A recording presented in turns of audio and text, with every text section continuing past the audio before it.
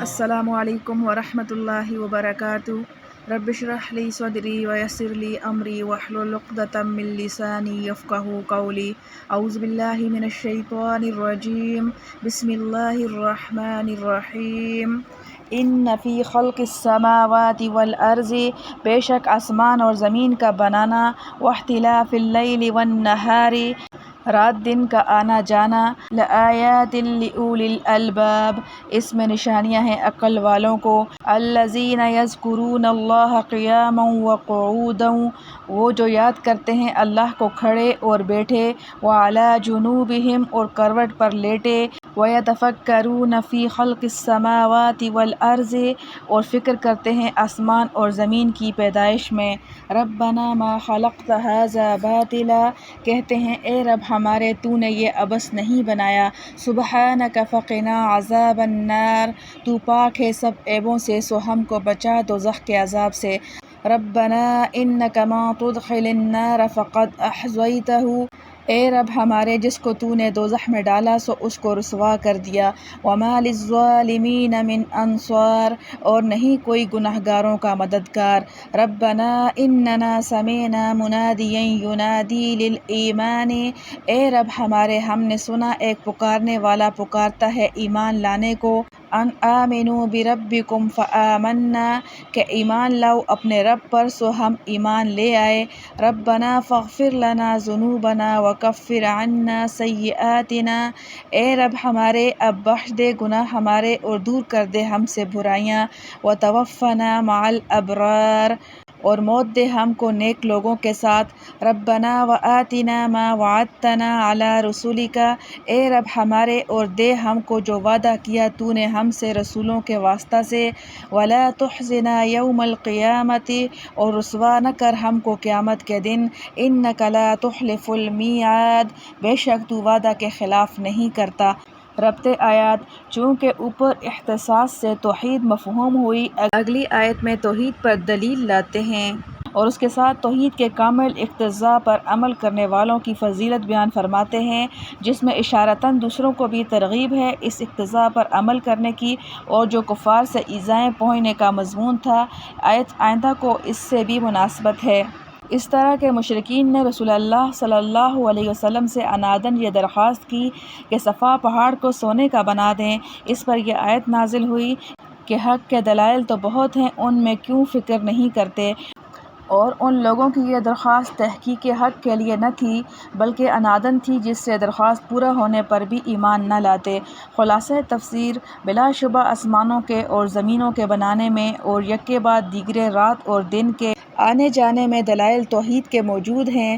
اہل عقل سلیم کے استدلال کے لیے جن کی حالت یہ ہے جو آگے آتی ہے، اور یہی حالت ان کے عاقل ہونے کی علامت بھی ہے، کیونکہ عقل کا اقتضاء دفع مضرت و تحصیل منفعت ہے، اور اس پر اس حالت کا مجموعہ دال ہے۔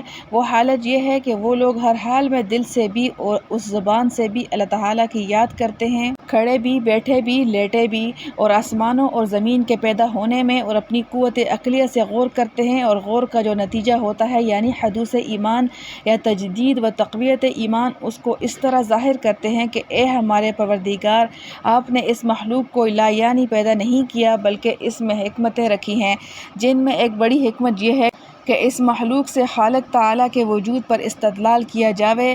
ہم آپ کو لا یعنی پیدا کرنے سے منزہ سمجھتے ہیں، اس لیے ہم نے استدلال کیا اور توحید کے قائل ہوئے، سو ہم کو موحد و مومن ہونے کی وجہ سے عذاب دوزخ سے بچا لیجئے، جیسا کہ شرحاً اس کا یہ مقتضا ہے۔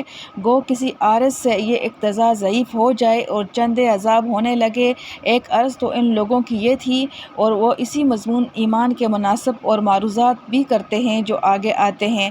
اے ہمارے پروردگار، ہم اس لیے عذاب دوزخ سے پناہ مانگتے ہیں کہ بے شک آپ جس کو بطور اصل جزا کے دوزخ میں داخل کریں اس کو واقعی رسوا ہی کر دیا۔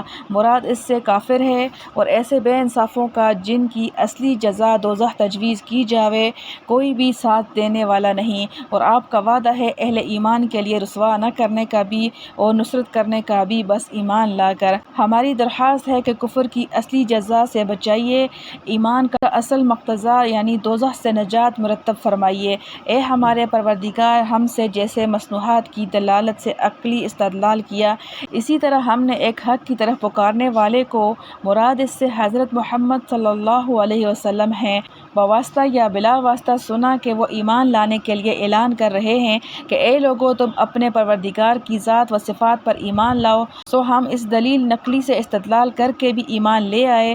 اس درخواست میں ایمان باللہ کے ساتھ ایمان بالرسول بھی ضمناً آ گیا۔ بس ایمان کے دونوں جز یعنی اعتقاد توحید و اعتقاد رسالت کامل ہو گئے۔ اے ہمارے پروردگار، پھر اس کے بعد ہماری یہ درخواست ہے کہ ہمارے بڑے گناہوں کو بھی معاف فرما دیجیے اور ہماری چھوٹی بدیوں کو بھی ہم سے معاف کر کے زاحل کر دیجیے اور ہمارا انجام جس پر مدار ہے درست کیجیے۔ اس طرح کہ ہم کو نیک لوگوں کے ساتھ شامل رکھ کر موت دیجیے یعنی نیکی پر خاتمہ ہو۔ اے پروردگار، اور جس طرح ہم نے اپنی مضرتوں سے محفوظ رہنے کے لیے درخواست کی ہے جیسے دوزخ و رسوائی اور ذنوب و سیئات، اسی طرح ہم اپنے منافع کی دعا کرتے ہیں کہ ہم کو وہ چیز یعنی ثواب و جنت بھی دیجیے جس کا ہم سے اپنی پیغمبروں کی معرفت آپ نے وعدہ فرمایا ہے کہ مومنین و ابرار کو اجر عظیم ملے گا، اور یہ ثواب و جنت ہم کو اس طرح دیجیے کہ ثواب ملنے سے پہلے بھی ہم کو قیامت کے روز رسوا نہ کیجیے۔ جیسا کہ بعض کو اول سزا ہوگی پھر جنت میں جائیں گے، مطلب یہ کہ اول ہی سے جنت میں داخل کر دیجیے، اور یقیناً آپ تو وعدہ خلافی نہیں کرتے، لیکن ہم کو یہ خوف ہے کہ جن کے لیے وعدہ ہے یعنی مومنین و ابرار، کہیں ایسا نہ ہو کہ خدا نخواستہ ہم ان صفات سے موصوف نہ رہیں جن پر وعدہ ہے۔ اس لیے ہم آپ سے یہ التجا کرتے ہیں کہ ہم کو اپنے وعدہ کی چیزیں دیجیے، یعنی ہم کو ایسا کر دیجیے اور ایسا ہی رکھیے جس سے ہم وعدہ کے مطابق و محل ہو جائیں۔ الحمدللہ حمدا کثیرا طیبا مبارکا فیہ کما یحب ربنا ویرضی۔ ربنا ظلمنا انفسنا وان لم تغفر لنا وترحمنا لنکونن من الخاسرین۔ ربنا اغفر لنا ذنوبنا وکفر عنا سیئاتنا وتوفنا مع الابرار۔